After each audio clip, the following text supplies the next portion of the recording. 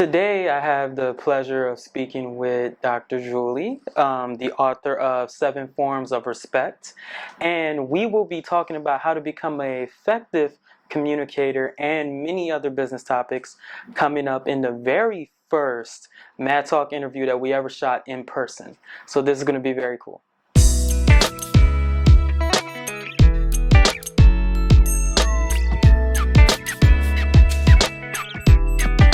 What is up, guys? Antoine here once again from Mad Talk. Mad Talk is all about showing how entrepreneurs and creatives are making a difference in their everyday world. And before we get started, don't forget to hit that subscribe button and hit the notification bell so you always know when we have new interviews coming out.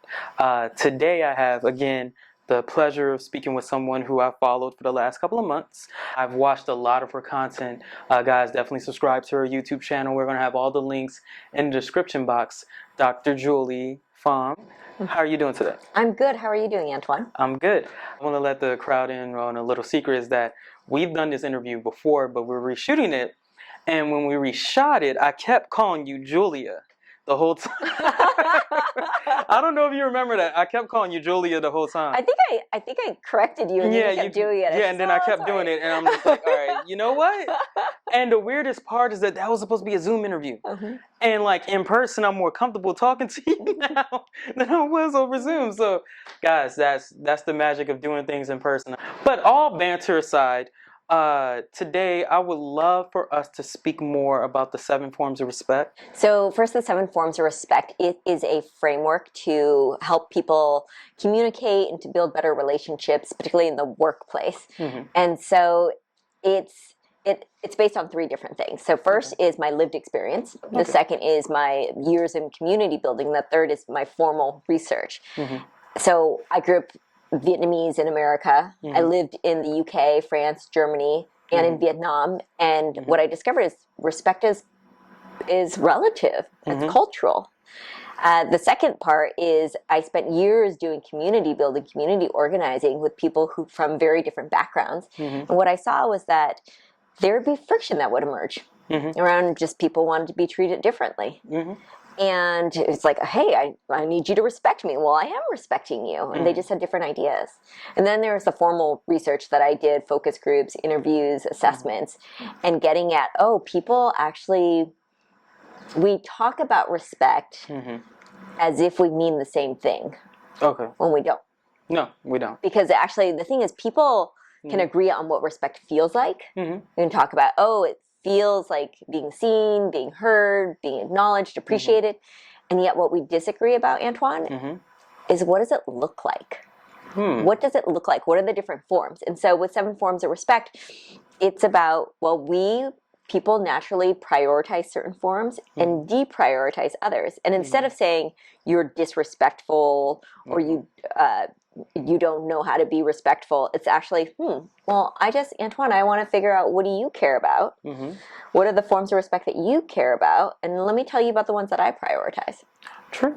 And, one thing that I think is very prevalent with your 7 forms of respect, and you made a great point, is that certain people, respect certain things. Like, for instance, punctuality, which is one of the 7 forms of respect. Certain people respect you being on time, showing up, communicating, things like that. Candor, being straightforward with someone is another form of that. I did want to talk about candor, though. With candor, do you feel like some people use it as a crutch to be more, disrespectful than what they normally could be? Or do you feel like candor does have a place in understanding how to respect someone? So I think of with the 7 forms, it is all what are people's personal priorities. And I'm careful to use the word priorities and not values. Yes. And the reason why I use the word priorities is because respect is actually dynamic. It's subjective, it's relative, and it's contradictory. Yes. And so when you're asking, do some people use candor as an excuse to be rude or to be blunt, to just say like, hey, you're doing this wrong? Actually, I think that there are people who genuinely who want to know and who are asking probing questions and who are giving feedback because that's the way that they give respect. Yes. And they don't see it as being rude. Yeah, they don't see it. And yet then this is where the clash can happen because for some people it's just like, I didn't ask you. What No. makes you think that you have a right to tell me that? I didn't ask you. And so that's where the conflict can happen. Okay. So do you think, again, it's about being a good communicator, and that was the beginning part of this interview, is that we were saying it's about us talking about being a good communicator.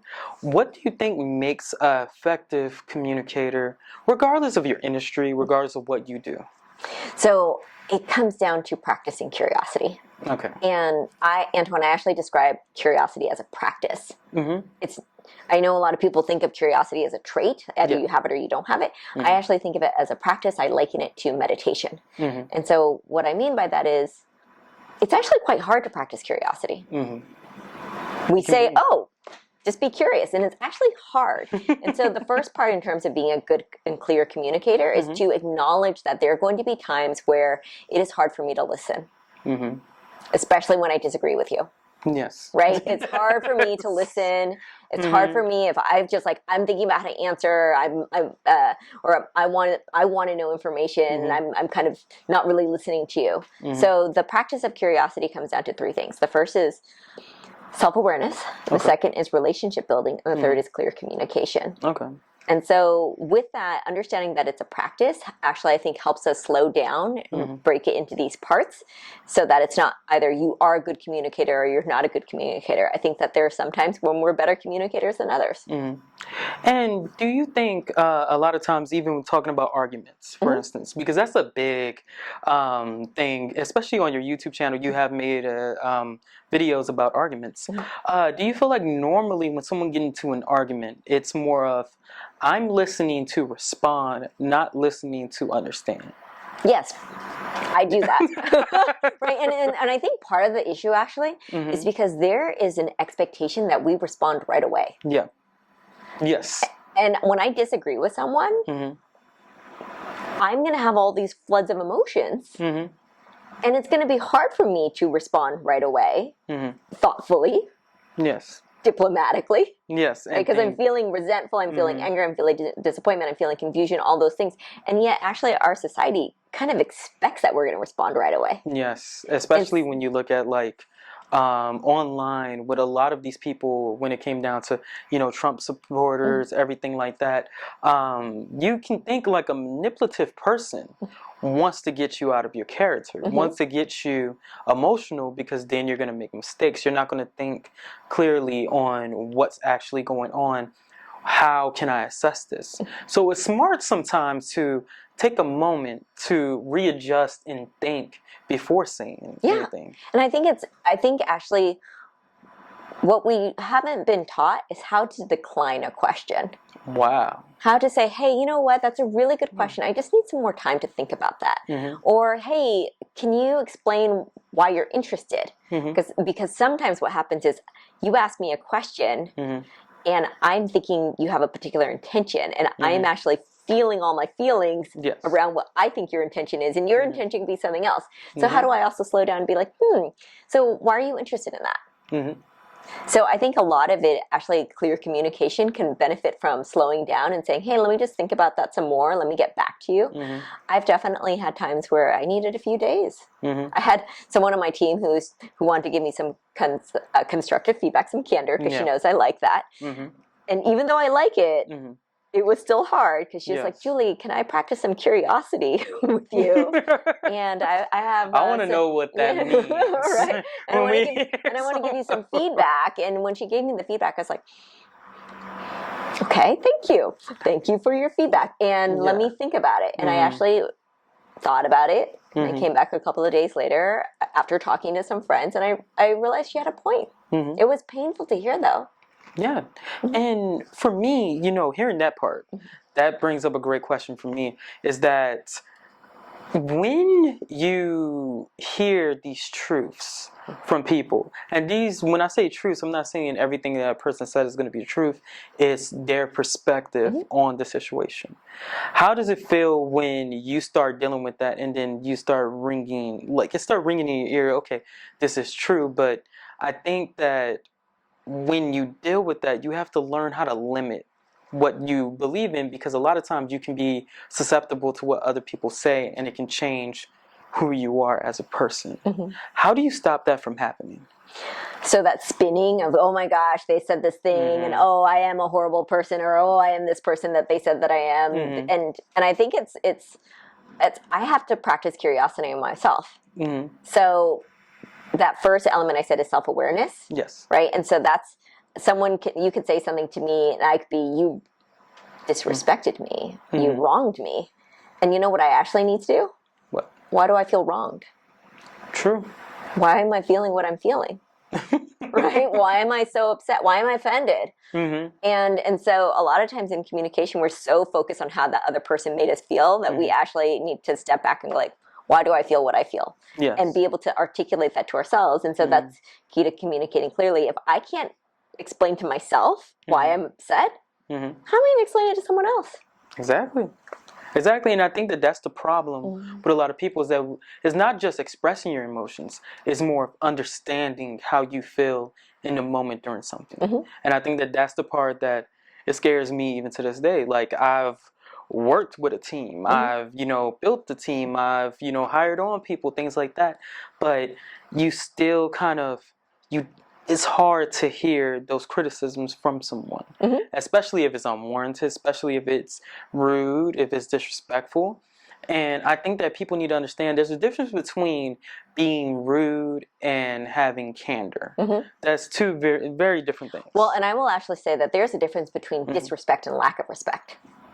So the thing is, when we don't get respect in the ways that we want, in the forms that are important to us, we can feel disrespected.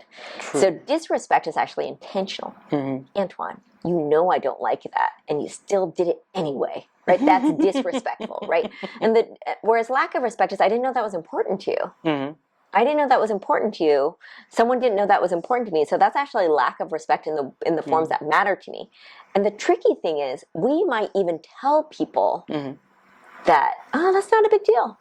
I'm okay with that. Yeah. And so they think it's okay to treat us in a way that we actually don't like, because we have said it to them. So then because we don't know how to be confrontational. We're non-confrontational. Right? We are scared to confront someone. Also, sometimes it can be really hard to admit what we need. So, for example, for me, it took me quite a while so the 7 forms of respect, we use this acronym called PICA, PPICCAA, which is... she just said acronym and then went like... Yeah, that's right. And so there's procedure, punctuality, information, candor, consideration, acknowledgement, and attention. So acknowledgement is about praise, it's about gratitude. It took me quite a while to admit to myself that acknowledgement is important to me. Why? Because it feels a little cringy. Yeah. It feels a little cringy to be like, I actually want to be respected in that way. So think about, if it's hard for us to admit it to ourselves, how are we going to have that conversation with someone else? We have to have that conversation with ourselves first. Because I think it's hard for us to face truths about ourselves anyway. You hear people like Gary Vee and everyone like that saying that when we talking about, because I want to transition this conversation more to businesses and small businesses and startups, because I know you have experience with them.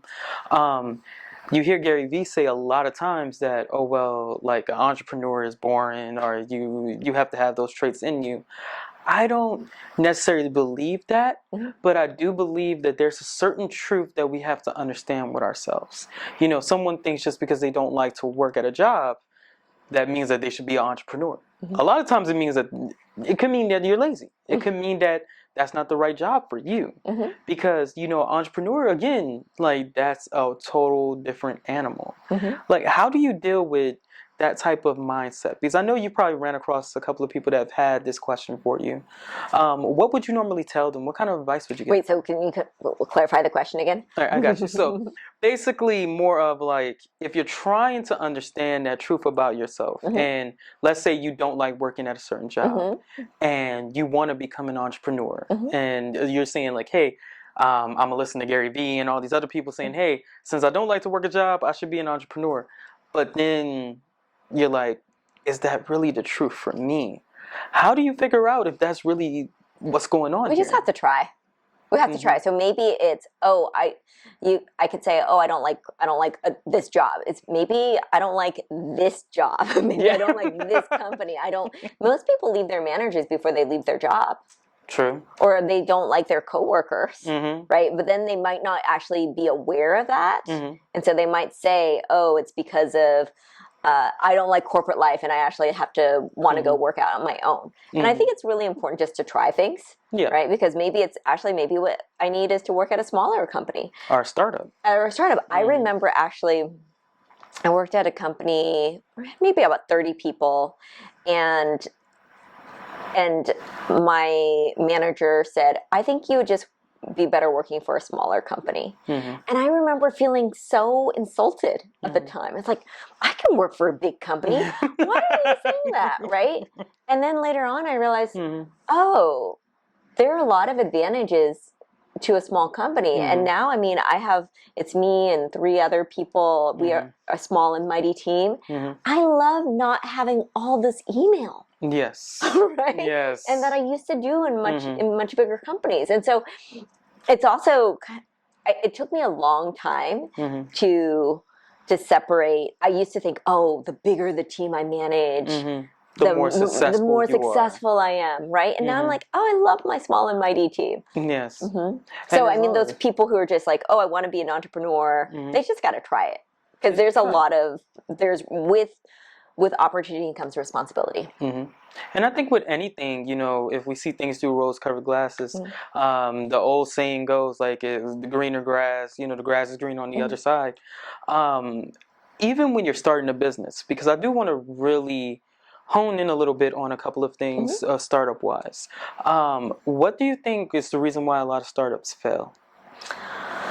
Well, that's a big question, Antoine. Right? Yeah. So, one of it could just, first you have to just look at what's the product. Can they bootstrap themselves or not, right? Because some have this vision of that requires a lot of capital. To get off the ground. Exactly. So, I'm really fortunate that my company, because we have services, even though we're trying to grow out our product, it's just we can actually bootstrap ourselves with our services. Yes. Another is, I think that a lot of people think that they have to have these perfect conditions before they can start to sell. It's really, no, what's your MVP? Right? I remember the first product that we had, it was, I'm going to... we created a module around explore what success means to you. And it's just, I'm going to do this with the community and do this as public workshops and just keep learning from that before I start doing it with corporate teams. Right? And it's like, this is good enough. This is good enough. And I think a lot of people get stuck in perfectionist mindset. Where it's, no, it needs to look like this, and the website needs to look like this, and I need to have the best technology before I can start. I need the best jump cuts and equipment and gear. And you can see that a lot with content creators as well, is that they kind of get, I guess, googly-eyed at like all this equipment and everything like that. Like I remember I used to be in that way, that saying, I don't have a good camera, how the hell am I going to do a YouTube channel, or how am I going to make content that's impactful, that's actually going to be meaningful to someone? And at the end of the day, it's just about connecting with your audience. And I think in business it's the same thing, is connecting with customers and solving a problem.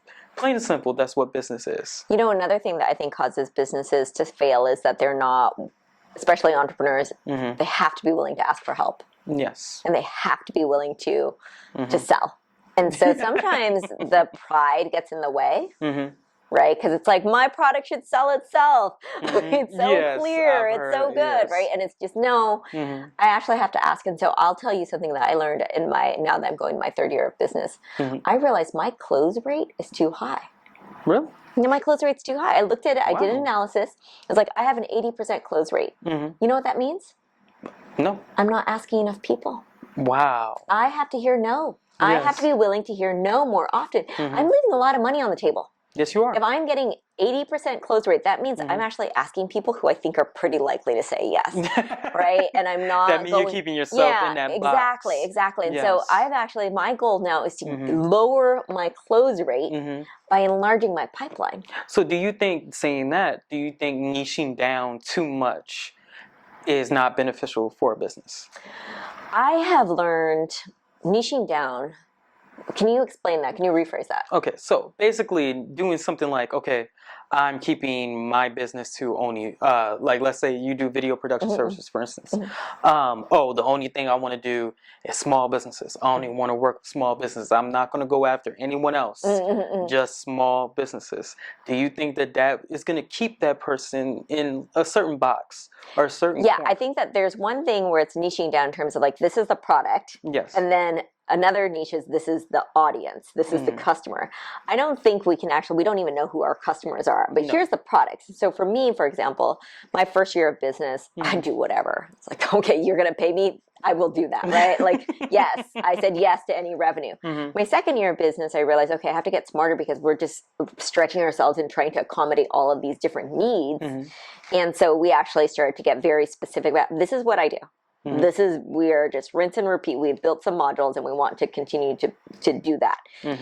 And what we discovered is like, oh, different audiences want this. You know, a customer who I didn't think, like, we have a lot of government clients. Really? Yeah, we have a lot of government clients, right? I never thought I didn't think I'd have these government contracts. Yes. Right? And that's not what I went into it. And yet what I found was that it really resonates. My content, their content actually really resonates. And so that's why I think it's not so much about, you don't know who's going to want what you have. And I also have to stay true to what I am giving, what I'm delivering. Because if I'm just stretching myself, then I'm not going to be able to serve anyone. And what I also do is I do a lot of referral partners. Okay. So I work with a lot of other consultants and facilitators. And it's like, oh, you specialize in this? Well, let me refer you because I don't want to do that. That's not my sweet spot. No. Like strategic planning. I don't want to do strategic planning, right? But I can refer people to someone who's who wants to do that. Yeah, exactly. Someone who loves to do that and can do it really, really well to a certain point where people want to pay them and things like that. Yeah, but I think if you're like, oh, I'm only going to serve small businesses, well, how do you know if a big business might want to work with you, or a nonprofit, or a government department? You never know. No, and I think it's just more about reaching out, and I think what we're afraid of a lot of times is the whole cold emailing a bunch of people, not getting any responses or getting maybe negative responses or something along those lines. I think that's where a lot of that fear might come from a lot of times. So that being said, what I would love to ask you about small businesses and just startups is, how do you get over that a little bit? Like, how do you get over that? How do you feel like get over that imposter syndrome too? Because I think they both go hand in hand. It's that you feel like, oh, I'm not ready because I don't have enough experience, or oh, like you kind of, it's that like hamster wheel, because first you don't have enough experience, but you have to go out and get experience to so it's like just keep going in circles. I mean, I think it's about practice. It's about practice. The only way I'm going to get better is if I practice. And also I just constantly remind myself and remind my team, all we can do is try our best. True. Every day I'm just going to try my best. It's not going to be perfect, and yet there I am out trying. And so that helps me. And I actually think that having a team has really helped me. And the reason why is because they keep me accountable. Yes. Because I think that there's a difference between being an entrepreneur, small business owner, and then there's being an employer.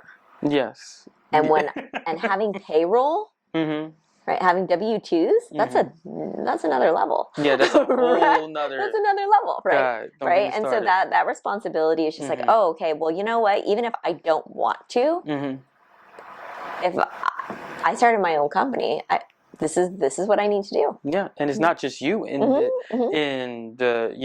the pit. It's not just you. Yeah, and so we have each other. We're supporting one another. So I think that asking, I mean, no one I shouldn't say no one, but yeah, cold calls are hard. And yet, actually, what I found is a lot of my business has started with my network. And that means I have to be willing to ask for help, though. Yes. I have to be willing to say, hey, this is what I do. Do you know anyone who has a need for my services? Exactly. Exactly. And you gotta, be reliable too. You gotta be a person of your word, a person who they can trust. Because no one wants to recommend anyone who they feel like, okay, yeah, that person can't really do what they say they do. Or I've worked with that person and they're not really that reliable. They need to work on their follow-up with a lot of things. And I think that's just people in general. That's not really just one particular person. And I think just, holding your own self accountable and having that team really helps. And speaking of a team, I know we're about to get up on time to do my favorite part of these interviews, the 2-minute pitch segment. So I have 2 more questions for you. One, when you're a startup, you don't have funds, how do you build a team? So I think that interns and volunteers are great, and there's that sweat equity, right? Yes. Like building that, hey, this is the promise of what we are going to do. Also seeing, hey, they want to build these skills. So I have this philosophy of, when you don't have money, I can't hire for the exact skills I need. Yes. Right? So I'm actually building a company, a team around the skills that people want to grow. Yes. And so to constantly think about that win-win. Like, so for example, on my team, I have someone who's the digital content manager. That's not her training. She's like, I want to do marketing. I'm like, okay, well, let's make that possible. Let's do that, right? And so then it's just creating a place for her to really learn those skills on the job. So I think that's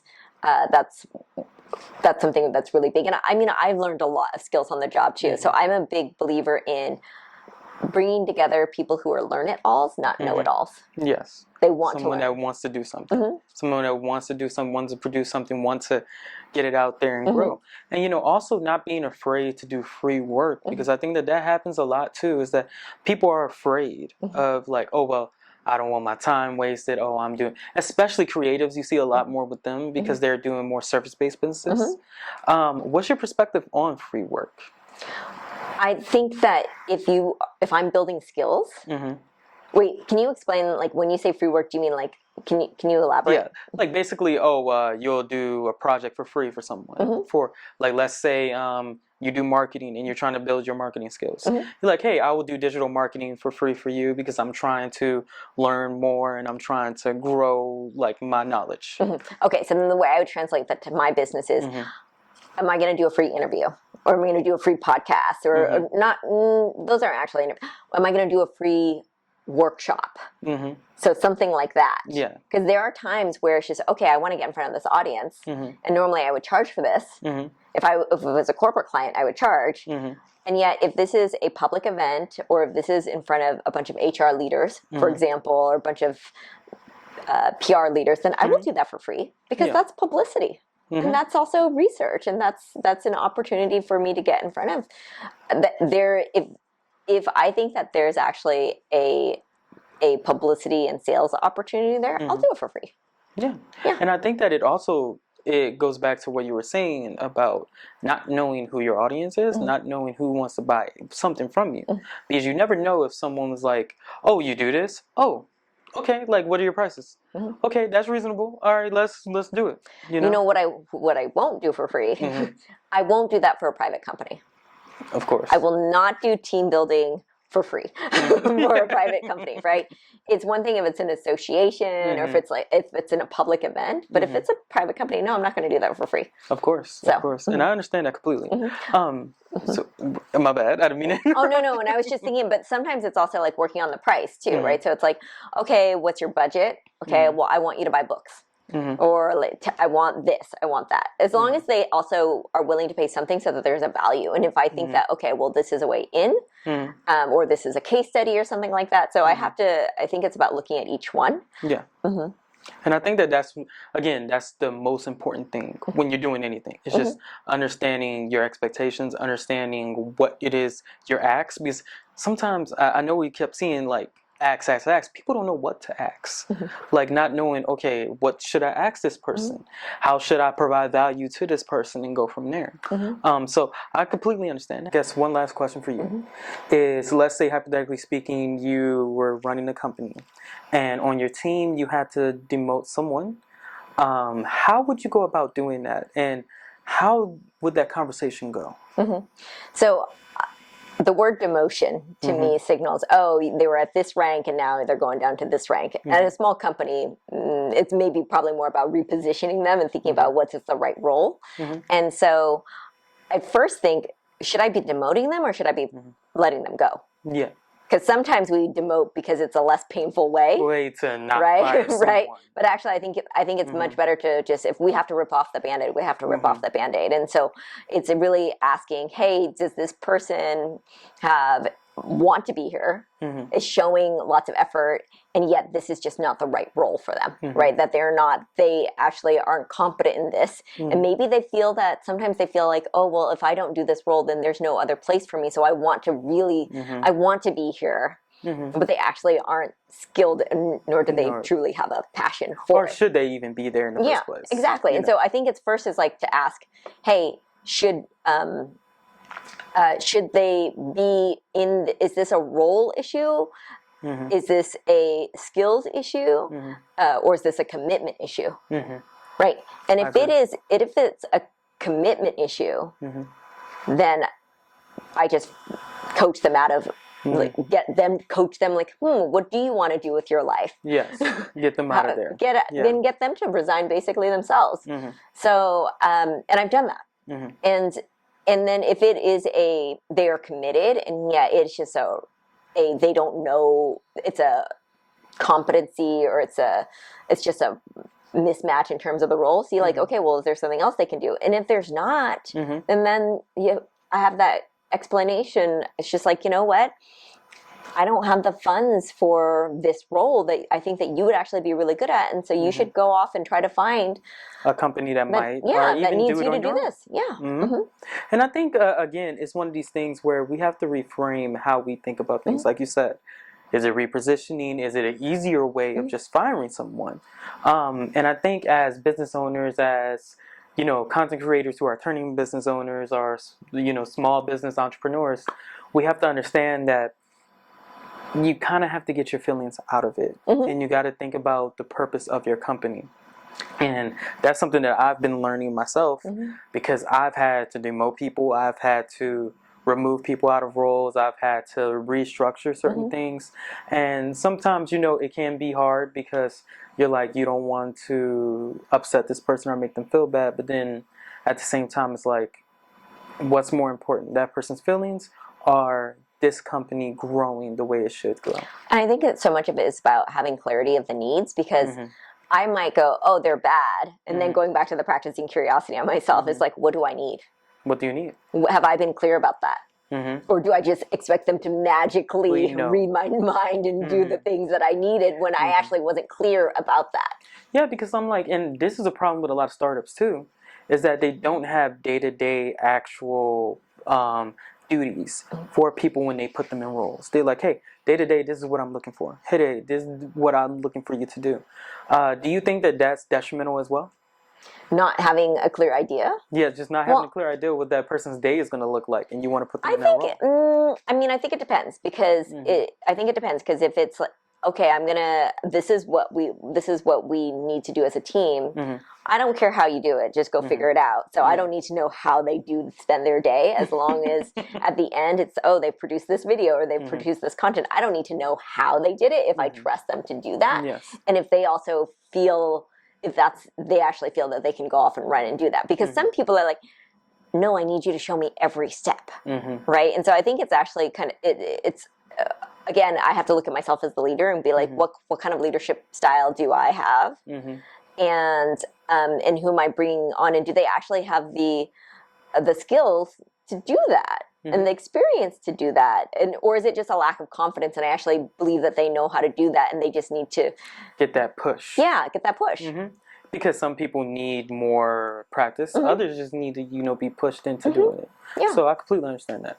We're going to be transitioning now to our 2-minute pitch segment, one of my favorite parts of doing these interviews. And what we're going to do is put 2 minutes on the clock, and you have 2 minutes to pitch whatever it is that you're working on. I have 2 minutes on the clock. I'm going to put that on, and then we're just going to go from there. All right, so starting Now, Okay, so pitching. The first thing I will pitch is my book, Seven Forms of Respect, A Guide to Transforming Your Communication and Relationships at Work. This is a guide for people to decode the workplace, to understand, how should, if I don't understand how to behave or why people are acting the way that they are, then actually to get the book so that it can actually help you have conversations. So really, that's what it's about. So the book has got all of these worksheets. It's how to practice and apply this to yourself, with others, and also to your team. The second thing I will pitch in that is our digital course. So for those of you who are like, I don't like to read. I don't like to read. Well, we have a digital course that you can access, and we have one where it's this. You can just get a 1 month access, and you can also get unlimited lifetime access as well. And that's actually got 10 modules where I'm actually talking through the different things, the different elements and aspects of 7 Forms of Respect. And I also think that's a really great option for teams that where it's just, oh, well, the live sessions don't really make that much sense. We want to do this on our own and then do a kind of more do-it-yourself. And you can also do that with the book as well. We really wanted 7 Forms of Respect to be super accessible. Now with CuriosityBased, we specialize in 4 different core areas. So there's organizational culture, which is the 7 Forms of Respect. There's goal setting, there's belonging and inclusion, and then there's communication skills. So we love to come in to teams and help them practice curiosity with one another. We create what I call learning experiences, and we really just facilitate mutual learning. So you can find out at curiositybased.com, formsofrespect.com. You can also follow me on LinkedIn at Julie Pham #2 or Instagram. And yes, that's what I got. Right. And YouTube, CuriosityBased at YouTube. I was wondering if it was going to just scare you out of nowhere. You was going to jump and be like, oh my God. But again, Julie, it's been such a great opportunity to have you here. It's been such a great pleasure speaking with you. Guys, you can find all of her links in the description box below. Definitely follow her on YouTube and watch a lot of her great content because she has a lot of great stuff coming out. So before we go, though, I want to hand it over to you. What is your question of the day for our audience? Question of the day. How are you practicing curiosity in your life? Exactly. I want to hear about it in the description, well, in the, not description box, in the comment section. I want to hear your guys' answers. Again, I would like to thank you all for watching. Don't forget to like, comment, subscribe, and share on all your social medias, and we'll catch you in the next interview. Have a good one.